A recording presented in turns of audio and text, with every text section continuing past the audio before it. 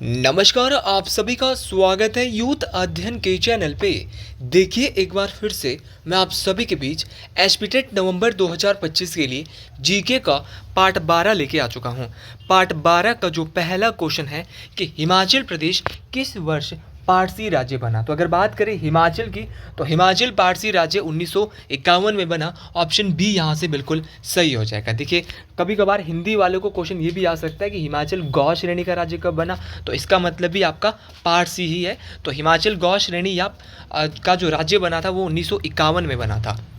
अच्छा, क्वेश्चन पूछने वाला क्वेश्चन आपसे ये भी पूछ सकता है कि हिमाचल प्रदेश का गठन कब हुआ। तो हिमाचल प्रदेश का गठन हुआ था 15 अप्रैल 1948। तो हिमाचल का गठन आपका 15 अप्रैल 1948 को होता है। जब हिमाचल का गठन होता है तो हिमाचल प्रदेश का क्षेत्रफल उस समय कितना था, क्वेश्चन ये भी पूछा जाता है। तो जब हिमाचल का गठन होता है तो हिमाचल प्रदेश का गठन के समय हिमाचल का क्षेत्रफल 27,169 वर्ग किलोमीटर था। ये भी आपको बात याद रखनी है। अच्छा, क्वेश्चन पूछने वाला क्वेश्चन ये भी पूछता है कि हिमाचल प्रदेश में जब हिमाचल का गठन होता है कितने जिले थे। तो हिमाचल प्रदेश में हिमाचल के गठन के समय 4 जिले कौन कौन से थे ये भी बता दीजिए। तो इसमें सिरमौर था, मंडी था, मासू था और चंबा था। ट्रिक है SMMC। तो हिमाचल प्रदेश में उस समय 4 जिले होते थे जब हिमाचल का गठन हुआ। क्षेत्रफल मैं आपको बता चुका हूँ कितना था। इसके बाद पारसी हमने बात कर ली, 1951 में बना। पारसी बनने के बाद हिमाचल प्रदेश, सीधा क्वेश्चन बहुत बार पूछा जाता है कि हिमाचल में जो है वो बिलासपुर को कब मिलाया जाता है। तो हिमाचल प्रदेश या बिलासपुर जो है हिमाचल प्रदेश का 5वां जिला कब बना। तो हिमाचल प्रदेश का 5वां जिला बिलासपुर जो बना था वो 1 जुलाई 1954 को बना। तो 1 जुलाई 1954 को बिलासपुर जो है वो क्या बना था, हिमाचल प्रदेश का 5वां जिला बना। इस बात को आपने याद रखना है। इसके बाद क्या होता है, हिमाचल प्रदेश को जो केंद्र शासित प्रदेश बनाया जाता है। तो हिमाचल को केंद्र शासित प्रदेश कब बनाया जाता है, ये बनाया जाता है 1956 में। इस बात को भी आपने याद रखना है। इसके बाद हिमाचल प्रदेश में क्या बनती है, क्षेत्रीय परिषद। लेकिन इस क्षेत्रीय परिषद को पढ़ने से पहले अगर आप भी एसपीटेट नवंबर की तैयारी कर रहे हो और आप भी हमारे साथ जुड़ना चाहते हो तो जुड़िए मात्र और मात्र 499 रुपीज़ में। हम देंगे आपको 499 में live plus recorded classes. Recorded का मतलब है कि आप हमारी क्लासेस को कभी भी और किसी भी समय देख सकते हो। मान लो आप कहीं पे जॉब करते हैं तो आप बाद में भी हमारी क्लासेस को आराम से देख सकते हैं। तो आप अगर हमारे बैच के साथ जुड़ना चाहते हैं तो 7876145409 पे आप व्हाट्सएप या कॉल भी कर सकते हैं। तो आइए वापस आते हैं। तो बात हो रही थी कि हिमाचल प्रदेश पे जो क्षेत्रीय परिषद है, जो आपकी टेरिटोरियल काउंसिल है, वो कब बनी। तो क्षेत्रीय परिषद की जो स्थापना है, इसका जो गठन है वो कब बनी है, तो ये 1957 में बनी। और हिमाचल प्रदेश में जो क्षेत्रीय परिषद बनी थी वो 1957 में बनी। किसके अध्यक्षता में, क्वेश्चन ये भी पूछा जाता है। तो ठाकुर करम सिंह जो थे उनकी अध्यक्षता में हिमाचल प्रदेश में क्या बनती है, क्षेत्रीय परिषद बनती है। इस बात को आपने डिटेल से याद रखना है। इसके बाद क्या होता है, बहुत दफ़ा सीधा क्वेश्चन परीक्षाओं में पूछा जाता है कि हिमाचल प्रदेश का छठा जिला कौन बना और कब बना। तो हिमाचल प्रदेश का छठा जिला बना 1 मई 1960 को, किन्नौर। तो याद रखना किन्नौर हिमाचल प्रदेश का कौन से नंबर का जिला बनता है, तो बहुत डिटेल से आपको याद रखना है। किन्नौर जो है वो हिमाचल का छठा जिला बनता है और कब बनता है, 1 मई 1960 को बनता है। अच्छा, ये बात मोस्ट इंपॉर्टेंट है। फिर बोलेंगे कि क्षेत्रीय परिषद से विधानसभा हिमाचल प्रदेश में कब बनाई गई। तो क्षेत्रीय परिषद को बदलकर हिमाचल में जो विधानसभा बनाई गई वो 1963 में बनाई गई थी। इसके बाद हिमाचल में क्या होता है कि एक पंजाब का पुनर्गठन। तो पंजाब का पुनर्गठन हुआ 1 नवंबर 1966 को। और पंजाब का पुनर्गठन होने के बाद विशाल हिमाचल का निर्माण 1966 में होता है। तो इस सारे के सारे क्वेश्चन देखिए बहुत ज़्यादा इंपॉर्टेंट है। और तत्पश्चात हिमाचल प्रदेश को यहाँ पे आपको याद रखना है कि 25 जनवरी 1971 को पूर्ण राज्य का दर्जा मिलता है। तो हिमाचल प्रदेश को पूर्ण राज्य का जब दर्जा मिला 25 जनवरी 1971 को, तो उस समय हिमाचल भारत का कौन से नंबर का राज्य बना, तो हिमाचल भारत का कौन सा राज्य बना, 18वां राज्य बना था। इस बात को आपने डिटेल से याद रखना है। अगले क्वेश्चन की ओर बढ़ते हैं कि क्षेत्रफल के अनुसार हिमाचल प्रदेश का सबसे बड़ा जिला कौन सा है। तो आप सब लोग जानते हैं कि क्षेत्रफल के अनुसार हिमाचल प्रदेश का जो सबसे बड़ा जो जिला है वो है आपका लाहौल स्पीति। अच्छा, लाहौल स्पीति का क्षेत्रफल पूरे हिमाचल के क्षेत्रफल का कितने % है, ये भी क्वेश्चन पूछा जाता है। तो लाहौल स्पीति का क्षेत्रफल पूरे हिमाचल के क्षेत्रफल का 24.85% है। ये भी आपको याद रखना है। बहुत दफ़ा सीधा क्वेश्चन आता है कितने % है, तो बोलेंगे 24.85 परसेंट। अब सीधा क्वेश्चन परीक्षाओं में ये पूछा जाता है कि अगर आपको सबसे बड़ा पता है तो सबसे छोटा भी पता होगा, तो हिमाचल प्रदेश का सबसे छोटा जिला क्षेत्रफल की दृष्टि से आपका हमीरपुर जिला है। हमीरपुर का क्षेत्रफल की बात करें तो बहुत ज़्यादा कम है। हमीरपुर का क्षेत्रफल अगर मैं आपको बताना चाहूँ तो हमीरपुर का जो क्षेत्रफल है वो कितना है, 2.01%।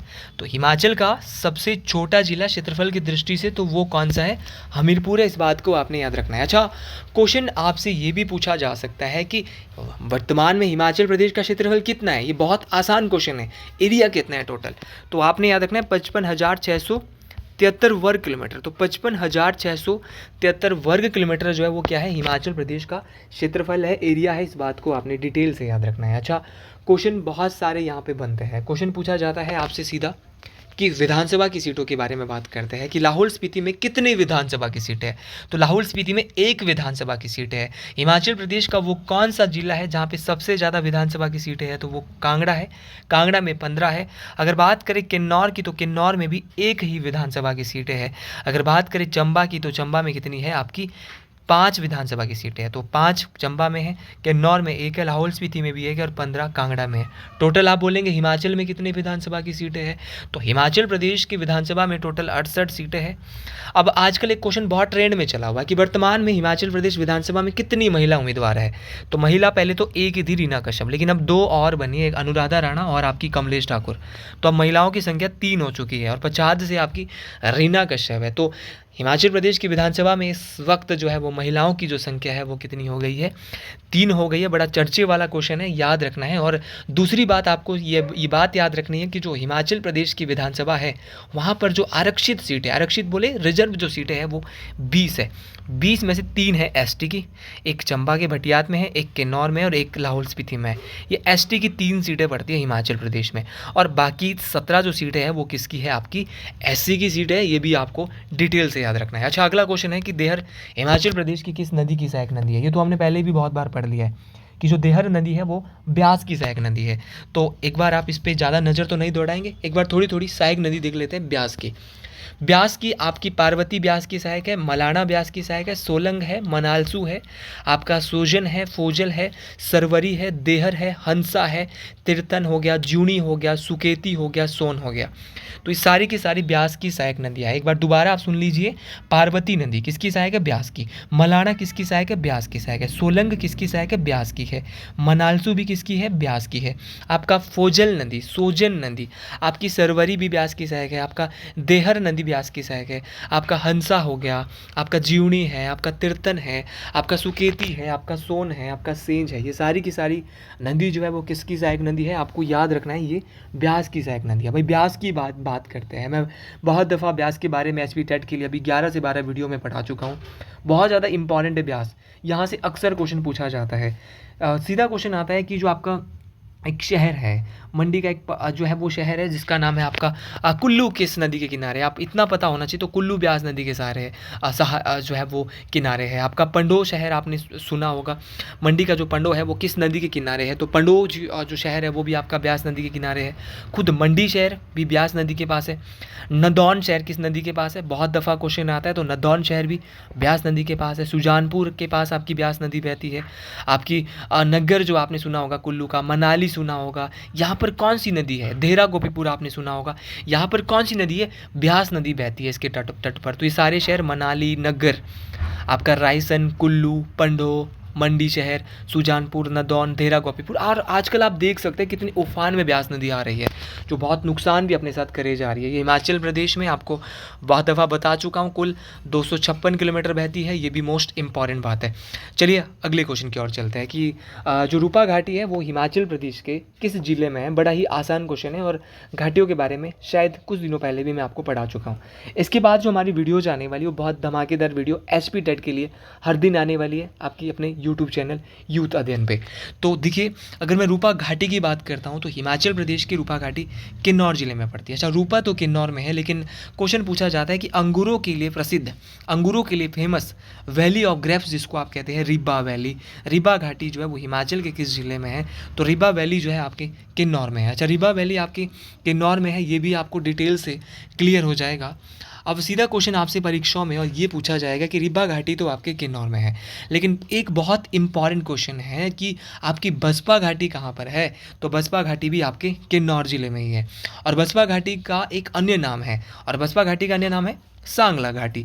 तो अगर सीधा क्वेश्चन आपके टेट परीक्षाओं में आता है कि हिमाचल प्रदेश की वो कौन सी घाटी है जिसको सांगला घाटी भी कहा जाता है, तो बसपा घाटी को ही सांगला घाटी कहा जाता है। अच्छा, अगर आप बोलेंगे कि आपका जो किन्नौर में गांव है छितकुल, छितकुल गांव किस घाटी में पड़ता है, तो छितकुल गांव भी आपका बसपा वैली या बसपा घाटी में है। ये भी आपको देखिए डिटेल से याद रखना है। हिमाचल प्रदेश में बहुत सारी घाटियाँ हैं और बहुत सारी घाटियाँ सारी की सारी इंपॉर्टेंट होती है। अगर आप एक दो को बोलेंगे तो आप बोलेंगे कि फिर आप खुद से धोखा कर रहे हो, लेकिन मैं शॉर्टकट में आपको थोड़ा थोड़ा बता देता हूँ कुछ इंपॉर्टेंट घाटियाँ जो कि पहले वाले क्वेश्चंस में भी हम पढ़ चुके हैं। ये क्वेश्चन रिपीट हुए हैं, ये नहीं कि मैंने पिछले वाला क्वेश्चन पेपर रिपीट करके दोबारा यहाँ पे आया हूँ। ये क्वेश्चन रिपीट बार बार होते हैं और जो भी क्वेश्चन इंपॉर्टेंट होते हैं वो बार बार रिपीट होंगे। अब ब्यास नदी के बारे में 3 से 4 बार क्वेश्चन रिपीट हो गए, तो ये आपका क्या हो रहा है, पेपर तक के लिए आपका बेस बन रहा है। और जब आपका बेस बनेगा तो वो परीक्षाओं में आपके लिए बहुत ज़्यादा काम आने वाला है। तो बहुत बार सीधा क्वेश्चन पूछा जाता है कि हिमाचल प्रदेश की जो पब्बर घाटी है वो उसको किस अन्य नाम से जाना जाता है। तो हिमाचल प्रदेश की जो पब्बर घाटी है ना, उसको जानता है रोडू घाटी, और ये शिमला ज़िले में है। ठीक है, तो पब्बर घाटी को रोडू घाटी के नाम से जानते हैं। और इसके अलावा आपका क्वेश्चन ये भी आता है कि आपका जो पट्टन घाटी है वो हिमाचल के किस ज़िले में है। तो पट्टन घाटी आपके लाहौल स्पीति ज़िले में है। और जो आपकी पट्टन घाटी है वो काफ़ी ज़्यादा फर्टाइल है, काफ़ी ज़्यादा उपजाऊ है, इस बात को आपने याद रखना है। और पट्टन घाटी का है लाहौल स्पीति में। तो आपकी रोडू घाटी जो पब्बर घाटी के नाम से जानी जाती है, ये भी आप याद रखेंगे। बहुत बार सीधा क्वेश्चन पूछा जाता है कि हिमाचल की वो कौन सी घाटी है जिसको रावी घाटी या इसको रावी वैली या दूध एवं शहद की घाटी भी कहा जाता है। तो रावी वैली और दूध एवं शहद की जो घाटी है वो आपकी चंबा घाटी को इस नाम से जाना जाता है। इस बात को आपने डिटेल से याद रखना है। अच्छा, दूसरा क्वेश्चन अगर मैं आपको बताना चाहूँ जो बहुत ज़्यादा इंपॉर्टेंट है, ये तो आप समझ गए कि आपकी जो वलय घाटी है वो हिमाचल के किस ज़िले में है और ये क्यों फेमस है। तो अगर वलय घाटी की बात करें, सीधा एग्जामिनर क्वेश्चन पूछता है कि हिमाचल प्रदेश की सबसे उपजाऊ घाटी कौन सी है। तो हिमाचल की सबसे उपजाऊ घाटी है आपकी वलय वैली वलय घाटी। तो वलय घाटी हिमाचल की सबसे उपजाऊ घाटी है और ये हिमाचल प्रदेश के मंडी ज़िले में है। और इसी घाटी को सुंदरनगर घाटी के नाम से भी जाना जाता है। बहुत दफ़ा क्वेश्चन पूछने वाला क्वेश्चन आपसे ये भी पूछता है कि आपकी क्यारदादुन घाटी हिमाचल के किस ज़िले में है। तो क्यारदादुन घाटी को पौंटा घाटी के नाम से जाना जाता है और पौंटा आपके सिरमौर में पड़ता है, पौंटा साहिब शहर।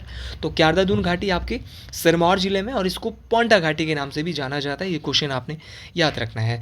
बहुत बार सीधा क्वेश्चन आता है कि हिमाचल प्रदेश की वो कौन सी वैली है जिसको वैली ऑफ गॉड्स कहा जाता है, देवताओं की घाटी कहा जाता है। तो देवताओं की घाटी जो है वो कुल्लू घाटी को कहा जाता है, ये भी आपको याद रखना है। अच्छा, सोलन की घाटियाँ बहुत इंपॉर्टेंट हैं। जैसे कि आपने क्यारदादून पढ़ा था, कहाँ पे क्यारदादून पढ़ा आपने, आपका सिरमौर जिसको पौंटा घाटी भी कहते हैं। क्यारदादून के अलावा एक खाली है दून घाटी। दून घाटी है आपके सोलन ज़िले में। किस ज़िले में है, सोलन ज़िले में है दून घाटी। सोलन के अलावा अगर आपकी बात करूँ तो सोलन में सपरून घाटी है, सोलन में कुनिहार घाटी है, सोलन में सरसा घाटी है, सोलन में अश्विनी घाटी है और सोलन में गंबर घाटी है। तो याद रखना है, दून घाटी, सपरून घाटी, कुनिहार घाटी, सरसा घाटी, अश्विनी घाटी और गंबर घाटी, ये सारी की सारी वैलीज़ आपको देखिए याद करनी है। बहुत ज़्यादा इम्पॉर्टेंट है, परीक्षाओं में काम आने वाली है। एक एक बात आपको याद रखनी पड़ेगी, तब जाके आपकी बात बनने वाली है। अगला क्वेश्चन यहाँ पे है कि भरमौर का प्राचीन नाम क्या है। अगर बात करें भरमौर की, तो भरमौर का जो प्राचीन नाम है वो है ब्रह्मापुर। इस बात को आपने याद रखना है। ये भरमौर जो है वो चंबा में पड़ता है। तो सीधा क्वेश्चन आता है लैंड ऑफ 84 टेम्पल्स। आपसे परीक्षा में क्वेश्चन पूछने वाला क्या पूछता है कि 84 मंदिरों की भूमि किसे कहा जाता है। तो 84 मंदिरों की जो भूमि है वो भरमौर को कहा जाता है। ये बात आपने डिटेल से याद रखनी है। अच्छा, क्वेश्चन पूछने वाला क्वेश्चन आपसे अक्सर ये भी पूछता है कि 84 मंदिरों की भूमि तो आपने अब भरमौर को बोला है, लेकिन आप ये बता दीजिए कि ऑप्शन में दिया है ब्यासपुर। ब्यासपुर वैसे बिलासपुर का पुराना नाम है और इस बिलासपुर शहर की जो स्थापना है ना, वो किसने की थी, राजा दीपचंद। तो बिलासपुर शहर की स्थापना बिलासपुर के राजा दीपचंद के द्वारा 1654 ईस्वी में की गई थी। ये बात आपको याद रखनी है। अब क्वेश्चन पूछने वाला क्वेश्चन ये भी पूछता है कि आप ये बताइए कि जो आपका किरग्राम है वो किसका पुराना नाम है। तो किरग्राम जो है वो बीजनाथ का पुराना नाम है किरग्राम। ये भी आपको याद रखना है। फिर है ऑप्शन में देवरा। देवरा किसका पुराना नाम है? तो देवरा जो है वो जुब्बल का पुराना नाम है, ये भी आपको याद रखना है। और राणा तेगचंद ने 16वीं शताब्दी में जुब्बल की जो है वो स्थापना की थी, और देवरा जो है वो क्या है, जुब्बल का पुराना नाम है। उसी प्रकार बहुत सारे पुराने नाम देखो परीक्षाओं में पूछ लिए जाते हैं, जैसे नालागढ़ का पुराना नाम, तो हिंडूर जो है वो नालागढ़ का पुराना नाम है। उन्ना का पुराना नाम है जसवादून। नूरपुर का पुराना नाम है धमेरी, और धमेरी से इसका नाम जो है वो नूरपुर किसने किया था? वो नूरपुर के राजा जगत सिंह के द्वारा किया गया था। ये भी आपको याद रखना है, क्योंकि वहाँ पे नूरजहाँ और आपके जहांगीर आए थे, तो उसके बाद जो है वहाँ पे क्या हो गया था, नाम चेंज हो गया था भाई, किसका? आपका नूरपुर का। ठीक है, इसका धमेरी का, तो धमेरी का पुराना नाम क्या है? नूरपुर का पुराना नाम है धमेरी। नाम किसने चेंज किया?